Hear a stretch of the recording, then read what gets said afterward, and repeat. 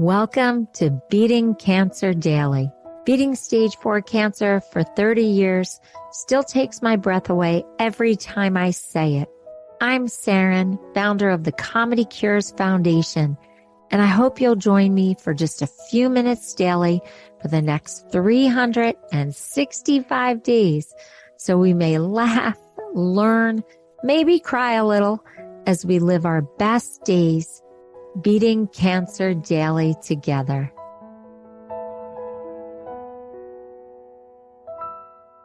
I'm going to just say this right out. Don't be a cancer jerk. I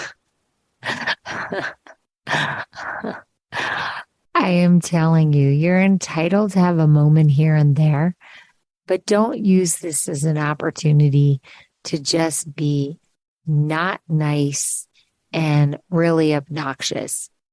And I know I have talked about the cancer card, and I give you every right to use that card when you need it. But we can use this time to actually become the best versions of ourselves instead of the worst versions of ourselves. And it doesn't mean that you can't have a pity party and you can't have all the emotions. And it doesn't mean that you can't get angry or frustrated. But don't just become a total jerk because you've been diagnosed with cancer. The people who love you, the people who are supporting you, they're suffering too. I know they don't have to lose their hair and they don't have to go for surgery and they don't have to throw up. But actually, I say this all the time. I think being the caregiver is the harder job. So how do you not act like a total doofus when you get diagnosed with cancer or when you're on your 10th round of chemo or you've had a recurrence or you've gotten really bad news that this may be your time to stop treating and just go into hospice? How do you remain the best version of yourself when you've been given horrible news? So if nothing else, be strategic. People like to help people that they like. So if you're acting like a total doofus, it's hard for people to help you or want to help you. So just from a tactical point of view, try not to be miserable to other people. Now, you can feel all those emotions, but I'm just saying, we really can't take them out on others. We have to figure out ways to process our emotions so that we're not spewing toxicity on everyone around us. So, how not to be a jerk? I was surprised. There are actually courses on how not to act like that. I had no idea. And one of them is in Psychology Today. Now, you can think back to any of your favorite movies that you might really love, and there's always that narcissistic, obnoxious character. We don't want to be that. So let's take a look at what Psychology Today recommends to not act like that. So one of their first recommendations is to just keep quiet for a minute. If you feel that obnoxious behavior starting to bubble up in you, actually create a little buffer moment where you just pause. You don't let these horrible things come out of your mouth, and you just take a breath and you wait a minute. Okay, that's easier said than done, but let's just go with it. Let's see what their number 2 is. It's when in doubt, focus on yourself And they're saying that because jerkness, I didn't even know that was a word, is related to pathological narcissism, that you can actually just pause, which instead of obsessively looking at the flaws and imperfections of other people and finding fault and judgment, hold that mirror up to yourself and mentally do an inventory on where you missed the mark instead of focusing on other people. Man, I have helped so many people go through cancer treatment, and especially at end of life. And people can just be so mean, really mean. And everybody kind of turns the other cheek and just accepts it because they feel so sorry for the person. But honestly, if we could master a bunch of these, then we could just be that much more dignified and really proud of who we are, even if we're facing some pretty crazy treatments. Psychology Today talks about letting go of passive aggressive behavior. And there's a lot of that in cancer patients. Oof, a lot. An interesting strategy that Psychology Today talks about is getting a bigger perspective. So, at least I experienced when I was fighting for my life, the smallest things became monumental. And what they're saying is try to lift yourself up to the 36,000 feet view and get the whole playing field in perspective. Instead of focusing on every little thing that's driving you crazy, try to look at the situation from a much higher perspective. But you know what? Be real. They definitely say no one likes a faker.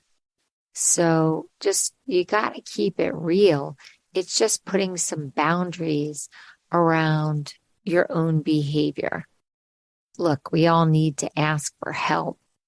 And sometimes if you can just get a little more support, you have less stress and things can feel a little easier. So if you have a hard time asking for help, this is the time to practice it. And I can tell you, I did not ask for help easily, but cancer just brought me to my knees and I had no choice but to ask for help. Now, Psychology Today says conjure up role models. You want to have role models that are living or deceased that you can channel. I just did a whole episode on that, so I'm not going to spend a lot of time on it. You can look back at that episode, Channeling Cancer Strength. So a key to relaxing this possibly jerky behavior is that you really figure out what makes you feel good, what makes you feel blissful, what helps you get rid of frustration, disappointment, dissatisfaction. And you know, I'm all about this. I mean, this is what so much of Beating Cancer Daily is about. If you can just start experiencing joy, remembering what life was like outside of a cancer diagnosis or survivorship, then you're just going to start to feel better and enjoy your life more and bring back your quality of life. So figuring out what makes you feel good is a super important strategy. Sometimes just practicing a little humility, right? Just a little bit of humility can take the edge off some of your negative behaviors and hopefully make you just more fun to be around and more endearing. There's something alluring about a humble person. And I really like the last tip. It's share something. Give someone something or exchange kind words with someone, even a smile. don't have to go spend a lot of money, but just showing heartfelt appreciation in your words, in your actions, your deeds, that can really help de-escalate if you feel yourself starting to become a bit obnoxious. And you know what? People are super grateful. They're super grateful that you'll either pay attention to them for a minute and praise them, or that you even give some kind of a small token of appreciation or gift. And I actually have a whole episode on doing that. So I hope that you check that out. So it is possible to go through cancer treatment and not be obnoxious and become a survivor and not be obnoxious and really have the best quality day. I always try to put it in perspective that I had one cancer situation to be in charge of, and I could see how draining that could be and demanding. But healthcare workers have to take care of so many of us. And so if we're being not so nice or being jerks, that could really impact them and then have them not be present for their other patients. So I really hope this helps. I hope that you take a minute and you look at your own behavior on this cancer journey and see if you're actually being the best version of yourself. I hope you are. And I love when you tell me how this is working for you. So if this is your first episode of Beating Cancer Daily, every episode is very different. Some are funny, some are motivational, some are inspirational, some are very strategic. But the whole 365 days really gives you a blueprint for getting through cancer treatment and survivorship. I hope that you hit the record button and you tell me what's going on, or you write to me and let me know, are you hanging up your jerk shoes? Are you retiring your jerk stash and you're going to really try to be a thoughtful, considerate, engaging patient or survivor? Can you do it? Oh, I can't wait to hear how this is. When you guys write to me and you record your comments and your thoughts and how you're using the podcast, it really makes my day. It is an unbelievable affirmation that I went through so much, but at the end of the day, I get to help so many people that it is and has really been worth all the drama and pain and recovery just so that I can do this podcast 365 days and really help you through this stage of whatever your journey is at this minute. So I just have to leave you with this little cartoon that I saw. It's by Woodsy, and they're two chickens looking at each other.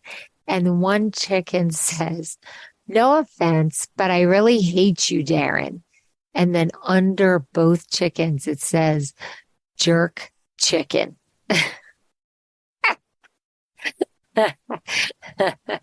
Now, I don't know if you've ever had jerk chicken, but I've seen it before and I've seen it ordered before, but I just thought that was really cute based on today's episode.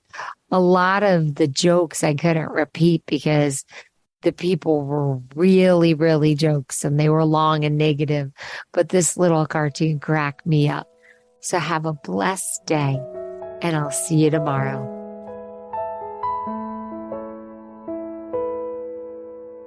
If you've enjoyed this podcast, then I'd love to ask for you to go to comedycures.org and check out our membership circle levels. You will find even more resources and more programming, like our live virtual Q&A sessions with me, our live Comedy Cures events with our very talented comedians, live health builder workshops with Jackie Bryan, hosted by me, a robust monthly newsletter, plus much more. It's really an exciting community. So please consider becoming a member, giving it as a gift, telling your friends, telling your hospital support group all about this community. I can't think of a more empowering way to go through a cancer journey or your survivorship or your caregiving experience than with us at Beating Cancer Daily. It's truly an honor to serve you. Thanks so much. See you tomorrow. Guess what time it is? It's time for me to read the disclaimer. Beating Cancer Daily and the membership circle are not in lieu of medical advice or treatment. They are for entertainment purposes only. Please consult your healthcare team to review your best strategy. Thanks for listening.